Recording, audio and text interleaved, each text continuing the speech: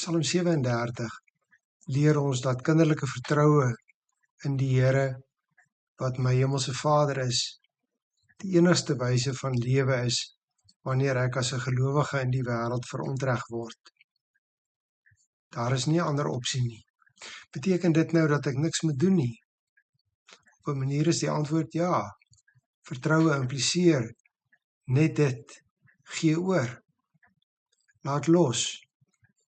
Moenie ontsteld word nie, vers 1. Gee jou lewe oor aan die Here, vers 5. Vertrou in stilte op hom, vers 7.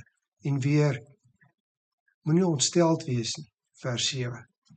Vertroue impliseer dat nie ek nie, maar die Here die onreg sal straf. Hy kan en hy mag en hy sal. Die psalmdigter beskryf dit vanaf vers 13 soos volg. Die Here lag vir die goddeloses, want hy sien hulle dag kom. Die goddelose trek die swaard en span die boog om die hulpelose en die arme dood te maak, om die wat die regte pad loop te vermoor. Die goddelose se swaarde sal hulle eie hart tref en hulle boë sal stikkend gebreek word, want die mag van die goddelose sal verbreek word. Maar die Here sal die hulp wees van die regverdiges. Die Here sorg vir die lewe van die opregtes.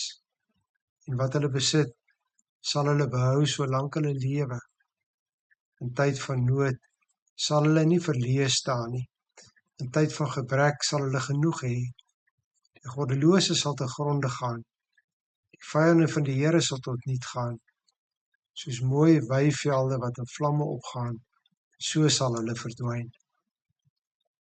As die Here dan die onreg sal straf, impliseer dit dat ek dit nie self hoef te doen nie, ook nie mag doen nie. En daarom moet ek nie self probeer ingryp nie. Ek mag nie probeer om reg in eie hande te neem en op my krag en my wysheid staat te maak. Dit sal nie werk nie. Ek is nie in beheer van my lewe nie en nog minder in die beheer van ander mense se lewe. Selfs al dink ek dat ek op die korttermyn voordeel sal ontvang wanneer ek op my eie manier optree, sal dit op die langtermyn bewys word dat ek dit nie kan doen nie. Beteken dit is niks doen? Ja, maar ook nee, want, sê die psalmdigter, vertrou op die Here en doen wat goed is. Vanuit my vertrouensverhouding op die Here moet ek dus op 'n bepaalde manier optree. Ek moet goed doen, aanhou goed doen, te midde van onreg. Moet ek goed doen. Ek moet aanhou om die goeie te doen waarvoor die Here my geroep het. Ek moet nie toelaat dat verdrukking of onreg wat ek ly, my oog van die goeie aftrek nie.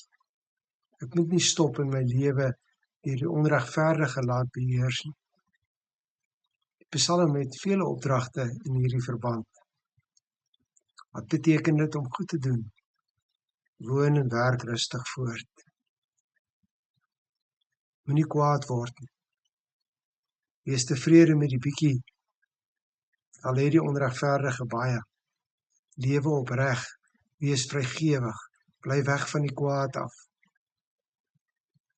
Wees lief vir die reg, praat in wysheid, bly op die Here se weë, lewe eerbaar voort. Gaan dus in geloofskalmte voort met wat goed is. Moet jou nie aan die geraas om jou steur nie. Fokus op die Here. In my gedagtes sien ek, wanneer ek Psalm 37 lees, ons Here Jesus op pad na die kruis, om te doen wat goed is. Hy weet hoekom hy daar is. Hy het die saak met die Vader in Getsemane uitgemaak, en nou stap hy te midde van die verskriklikste onreg, en hy doen wat goed is.